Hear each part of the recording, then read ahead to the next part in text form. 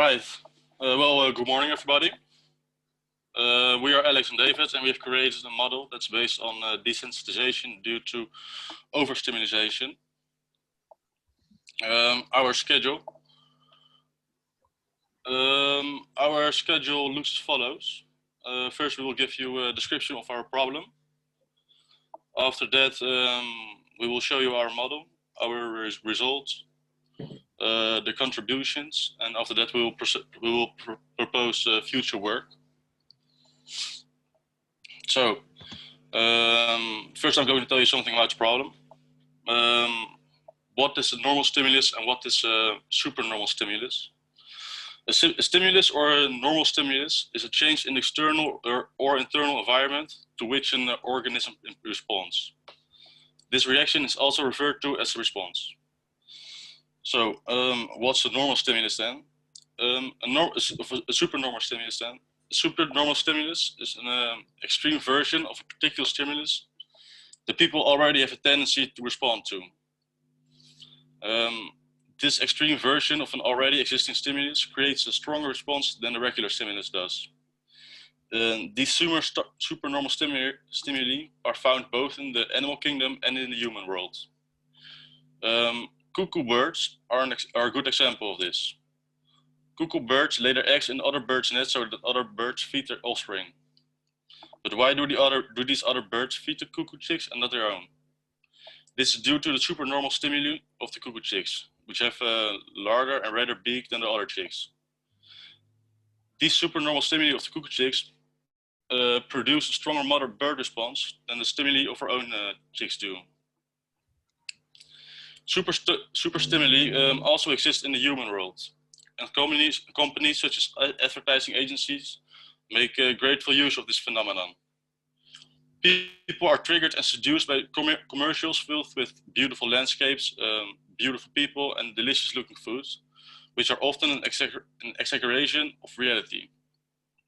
Because the stimuli are often over-exaggerated, turning into supernormal stimuli, people react more strongly to this, but they will never be completely satisfied with a purchased product.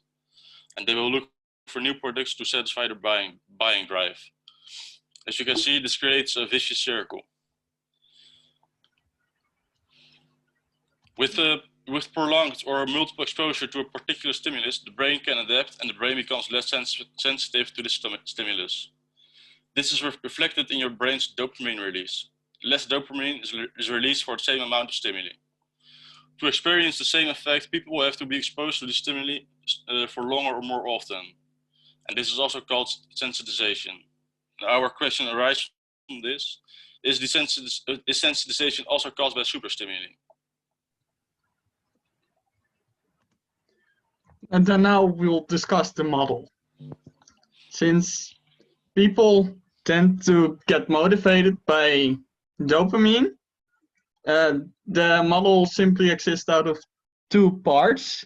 This part is about the normal stimuli and the action required to that, which from the stimuli we see that, and these release dopamine, which helps us motivate, and the motivation makes sure that we start preparing for the action, and also for the increases our ownership of the action, because as the motivation increases for an action, the ownerships of the action increases as well. But the stimuli also influences the action preparation and the ownership.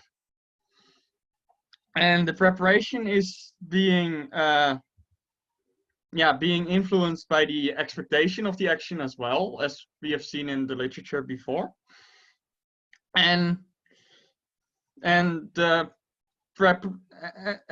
makes it faster. And the ownership of an action increases the execution of an action. For the supernormal stimuli, this is almost the same, but with the inclusion that a lot of times it's as imitation as well, which you often plays with our emotion to get us motivated to do a specific action. And yeah, if both get higher, then the dopamine tolerance will go higher. But of course, if the dopamine generated by supernormal stimuli is much higher than for the normal action. But both lead the dopamine tolerance to increase. And yeah, then there are some standard W states on the preparation and the stimuli itself, because if the preparation is pretty high and the preparation is pretty high, then the preparation increases faster, of course, since then we're already committed to it. And yeah, that's it. And this is on the same, these are the speed states. We're working on those W states, which have to deal with emotion, which we find in the literature as well, which that it goes faster after it's higher. Then now we're gonna discuss our results. On here you see the results. With the normal stimuli, you see, yeah, a lot of lines. It's really difficult to see what is what here, but without the supernormal stimuli, you see a lot less lines plotted here, because they're all 0, because the supernormal stimuli is not there. And of course, then that action does not happen, because you do not get distracted by an advertisement, or at the moment your TV is turned off, or the cuckoo does not give all the attention to the bird does not give all the attention to the cuckoo chick. At the moment there is no cuckoo chick. So this does make sense, but now we're gonna look in more depth in the more interesting things. We see here, this is the blue line, the X5, that's the normal stimuli. When there is a supernormal stimuli, then that will dominate these, because as you can be seen, it's 0.6 if that supernormal stimuli would not be there. And it's also interesting to see that the dopamine tolerance is much the dopamine tolerance thing is much higher in the first scenario as well, as we would expect. The contributions of our research. Supernormal stimuli may distract us from doing what we should be doing. The tolerance might play an important role here, as can be seen in the proposed second-order adaptive network model by us. And yeah, if you avoid this high dopamine activities, then it may be helpful to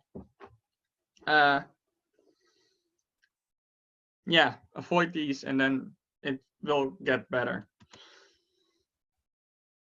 We haven't really simulated yet the case at which the dopamine tolerance was high, but the supernormal stimuli are not present. But we would expect from our model that in this case it probably would go, the dopamine tolerance would